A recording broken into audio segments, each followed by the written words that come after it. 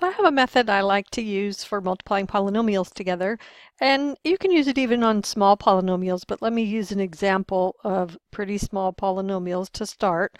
If I want to multiply 2x plus 3 by 3x minus 7, well, you know you can do the FOIL method, but I want to show you another method that uses a box, and you put the first term, 2x, in the first column header, and the second term, positive 3, in the second column header. And then you have rows that you put 3x, the first term of the second polynomial, and then negative 7, the second term of the second polynomial. Now you go to each box one at a time. So I'm going to go to the upper left corner, and you multiply 2x times 3x and get 6x squared. Then in the upper right, you multiply the 3x by the 3 and get 9x. In the lower left, you multiply the negative 7 times the 2x and get negative 14x. And in the lower right, multiply the negative 7 times the 3 and get negative 21.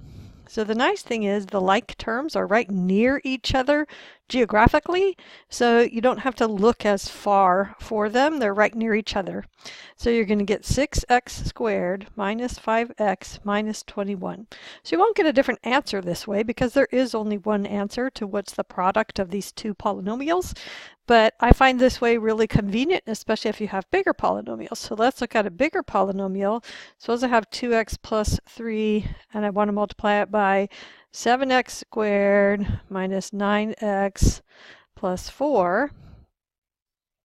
So now I need a bigger box. I usually make it wider than it is tall because my terms always seem to be wider than they are tall. So I'd still have the 2x and the 3. And actually, because of the way I showed you the first one, let me do it this way. So I have 2x and 3, but you see that I could do it either way. And I have 7x squared, negative 9x, and 4. So you could do it this way, 7x squared, negative 9x, 4, and 2x and 3, because multiplication is commutative, so the order of the multiplication doesn't matter. So upper left box, we do 7x squared times 2x for 14x cubed. Upper right, we're going to get 21x squared. Second row, first column, negative 18x squared. Second row, second column, negative 27x. Bottom row left, 8x. Bottom row right, 12. So now see again, the like terms are near each other. So I really like this way. I'm going to get 14x cubed plus 3x squared minus 19x plus 12. So it's just a really good way of organizing the information. I like this better than either the horizontal or the vertical way of multiplying polynomials together. So now let me show you a specific example from a homework problem that has more than one variable.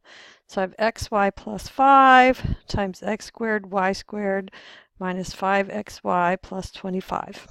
So we'll see that this way works even with multiple variables.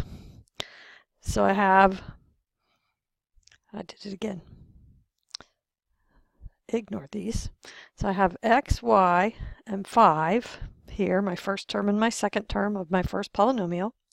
Then I have x squared, y squared, negative 5xy, and 25. So let me go ahead and erase this part over here. There we go. Okay, so the box is really just a way of organizing your information. So in the first upper left, I'm going to have x cubed, y cubed, then 5x squared, y squared, negative 5x squared, y squared, negative 25xy, 25xy, and 125. So notice you got 25xy and negative 25xy. Sweet. And negative 5xy squared y squared and 5x squared y squared. So it looks like all we have left is x cubed y cubed plus 125. So this is a sneak preview of what's called a sum of cubes. So x cubed y cubed is the quantity xy cubed, and 125 is the number 5 cubed. And when we do the opposite of multiplying, which is factoring, then you're going to see that this is the factored version of this sum of cubes. So it's nice to already start seeing it. So if you have any questions, let me know. I'd be happy to show you more examples.